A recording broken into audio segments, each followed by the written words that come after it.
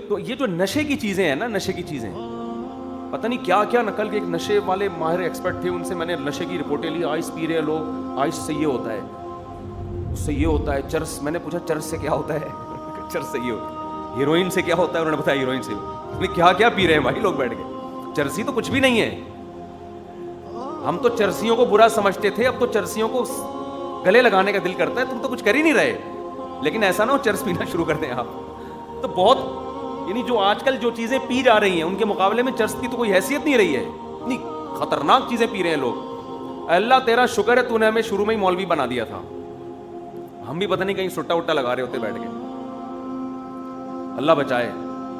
تو مذہب بہت بڑی نعمت ہے اللہ کی۔ خیر کہاں سے کہاں بات چلی گئی، تو میں یہ عرض کر رہا تھا کہ میں ذرا آپ سے ایک بات کہہ رہا ہوں کہ دیکھو اپنے اندر اتنی لچک پیدا کر دو۔ میرے والد صاحب اللہ ان کی مغفرت فرمائے ایک بات بہت پیاری کیا کرتے تھے، بار بار کہتے تھے کہ دیکھو جس نے سننے کا تحمل پیدا کر لیا، تحمل تھوڑی گاڑی اردو ہے، سننے کی برداشت پیدا کر لی کہ میرے خلاف جب کوئی بولے میں سنوں، تو اللہ عمل کی توفیق بالآخر اس کو دے ہی دے گا، بے شک اس وقت عمل کی نیت نہ کرے، عمل کی نیت نہ کرے، عمل تو پھر اگلا اسٹیپ ہے نا، وہ تو بہت مشکل کام ہے، اپنی برائی چھوڑ دینا، اپنی برائی برداشت کر لے، سننا میرے اندر یہ فالٹ ہے سن لے، اور کہتے ہاں یہ ہے، دعا کرو اللہ توفیق دے دے، یہ نہیں ہے آج کل۔ تو آپ کی بیگم اگر کبھی آپ کو کہا کرے نا کہ آپ کے اندر یہ فالٹ ہے کہ آپ ہائپر ہو جاتے ہیں، آپ آپے سے باہر ہو جاتے ہیں، تھوڑی دیر کے لیے کھوپڑی استعمال کیا کرو، شاید صحیح کہہ رہی ہو، اگرچہ آپ گیس بجلی کا بل دیتے ہو، لیکن اس کا یہ مطلب تو نہیں ہے کہ وہ ہر بات غلط کہہ رہی ہے۔ اور عورت کو بھی چاہیے کہ میاں جب اس کو ایک دفعہ سمجھا دے بیگم آپ کا بات صحیح ہے، اسٹائل تھوڑا سا کیا ہے صحیح نہیں ہے۔ خواتین کے ساتھ مسئلہ یہ ہوتا ہے کہ باتیں صحیح ہوتی ہیں، اسٹائل ساس کا دیکھو نا کیسا اسٹائل ہوتا ہے، اسٹائل کی وجہ سے مسئلے خراب ہو رہے ہوتے ہیں، تو اس کو بھی چاہیے کہ 2 منٹ کے لیے تمیز سے سن لے، جب بھی کوئی نصیحت کی بات کرے فوراً بات کاٹ کے اس کا جواب نہ دیں آپ۔ اگر آپ یہ سمجھتے ہیں کہ اس کو غلط فہمی ہوئی ہے میرے بارے میں تو اس وقت سن لیں، بعد میں کسی ٹائم پہ اس کی وضاحت کر دیں آپ کہ یہ میں ویسے اب آپ کا ذہن کلیئر کرنا چاہتا ہوں، یوں کہتے ہیں اس کو کہ یہ جو آپ کو میرے بارے میں شکایت پہنچی ہے یا یہ جو خبر پہنچی ہے یہ ایسے ہے نہیں، میں ویسے ہی وضاحت کر رہا ہوں، یہ بعد میں کہہ دیں، اس وقت نہ کہے۔ سمجھتے ہیں کہ نہیں سمجھتے ہیں؟ تو خیر میں یہ عرض کر رہا تھا میرے بھائی کہ علم سب کے پاس ایک جیسا ہوتا ہے، مسئلہ یہ ہوتا ہے کہ قوم جا کہاں رہی ہے۔ تو میں آپ سے ایک بات عرض کرنا چاہتا ہوں، میں جو واعظ و نصیحت میں بار بار چند باتوں کو ریپیٹ کرتا ہوں، اس کی وجہ یہ کہ وہ قوم کے بڑے بڑے مسائل بن چکے ہیں۔ پاکستانی قوم کا ایک بہت سے بھی زیادہ بڑا مسئلہ ہے، معذرت کے ساتھ وہ مسئلہ ہے 2 نمبری کا۔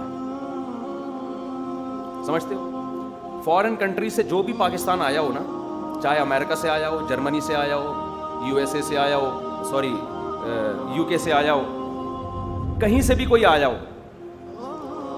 پاکستانیوں سے ملتے ہی اس کا جو سب سے پہلا امیج پاکستانیوں کے بارے میں قائم ہوتا ہے، وہ کیا قائم ہوتا ہے؟ 2 نمبری۔ سمجھتے ہیں؟ سب ظاہر ہے ایسے نہیں ہے، لیکن بہت بڑی تعداد ایسی ہوگی تبھی تو یہ امیج جا رہا ہے نا۔ جو آدمی اچھا ایک اور بات، 2 نمبری کا مطلب پیسوں میں، باتوں میں گھمانا، باتوں کو سیدھی بات نہیں کرتے۔ قرآن کیا کہتا ہے؟ یا ایھا الذین آمنوا اتقوا اللہ وقولوا قولا سدیدا۔ آج میرے پاس ٹائم کم ہے، میری فلائٹ ہے، مجھے جمعے کی نماز میں سلام پھیرتے ہی اسپیڈ کے ساتھ بھاگنا ہے، ورنہ میری فلائٹ مس ہو جائے گی، تو مسافے میں بالکل نہیں کروں گا اور سلام پھیرتے ہی بھاگوں گا میں۔ سمجھتے ہیں تو کوئی پیچھے پکڑن پکڑائی کی کوشش نہ کرے، کیونکہ فلائٹ یقیناً مس ہو جائے گی، 1 منٹ بھی نہیں ہے۔ ہاں میں محراب سے ایک دم اسپیڈ کے ساتھ شارٹ ہو جاؤں گا مارکیٹ سے، میں جمعے ہی کی وجہ سے رکا ہوا تھا، میرا بیان ہے کہیں پنجاب میں شام کو، کہاں ہے یہ نہیں بتاؤں گا۔ تو میں یہ عرض کر رہا تھا، دیکھو قرآن کی آیت ہے، یا ایھا الذین آمنوا اتقوا اللہ، اے ایمان والو اللہ سے ڈرو، وقولوا قولا سدیدا، اور سیدھی سیدھی بات کیا کرو۔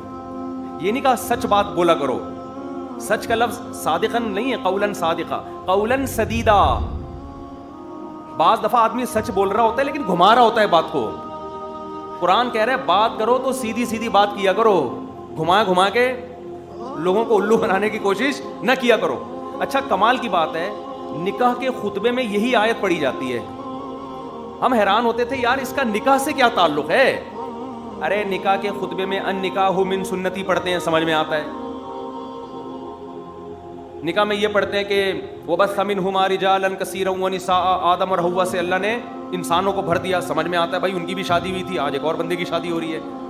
لیکن یہ جو قرآن کی آیت ہے جو خطبے میں پڑھنا سنت ہے, یا ایھا الذین آمنوا اتقوا اللہ وقولوا قولا سدیدا, ایمان والو اللہ سے ڈرو, سیدھی سیدھی بات کیا کرو. یصلح لکم اعمالکم, اس سے اللہ تمہارے اعمال کو درست کر دے گا. جو آدمی سیدھی بات کرنے کا عادی ہوتا ہے تو باتیں کرتے کرتے خود بھی سیدھا ہو جاتا ہے, اور جو ٹیڑھی باتیں کرنے کا عادی ہوتا ہے نا, وہ ٹیڑھی باتیں کرتے کرتے خود بھی کیا ہو جاتا ہے, آڑا ترشا ہو جاتا ہے وہ. تو نکاح سے پہلے نکاح کی مجلس میں یہ آیت اس لیے پڑھی جاتی ہے کہ میاں بیوی ایک بندھن میں بندھ رہے ہیں, ان کو بتایا جا رہا ہے زندگی بھر سیدھی سیدھی بات کرنا, آڑی ترچھی باتیں نہ کرنا, ورنہ گھر تباہ ہو جائے گا. پہلی رات سے ہی دونوں ایک دوسرے کو ٹوپیاں کرانا شروع کر دیتے ہیں. ہوتا ہے کہ نہیں ہوتا؟ رشتے کی بنیاد ہی غلط ہوتی ہے, تنخواہیں غلط شو کی جا رہی ہوتی ہیں. بچہ کیا کرتا ہے جی, لکڑ کا کام ہے اس کا, پتہ چلا جی جامعہ مسجد کے باہر مسواکیں بیچتا ہے. وہ مسواک بیچنا کوئی بری بات نہیں ہے, اچھی بات ہے, کوئی بھی کچھ بھی ہو, لیکن آپ بات تو وہ سمجھ رہے کہ کارخانے کا مالک ہے, یہ لکڑیوں کا بزنس ہے اس کا. یہ ہو رہا ہے آج کل مارکیٹ میں, لکڑیوں کا بزنس ہے. عمریں ایسی چھپائی جا رہی ہیں. پہلے تو لڑکیاں عمریں چھپاتی تھیں. جب بھی کوئی رشتہ آئے نا, اگر 35 سال ہے 25 سال ہے تو 35 کر لو اس کو, سمجھ لو 10 میری طرف سے ڈال دیا کرو, اور شکر کرو 25 بول کے 35 کی نکلی, ورنہ ایسے بھی ہیں 25 بولا 45 کی نکلی. وہ لوگ آتے ہیں یار ہمیں تو بتایا تھا ایج اتنی ہے, وہ تو پتہ چلا اتنی ہے. میں کہتا بیگم ہے نا, عورت ہے, صحیح ہے, جوان ہے, بس اللہ کا شکر ادا کرو, اندھی بہری گونگی نہیں ہے, ورنہ دھوکے ہو رہے ہیں.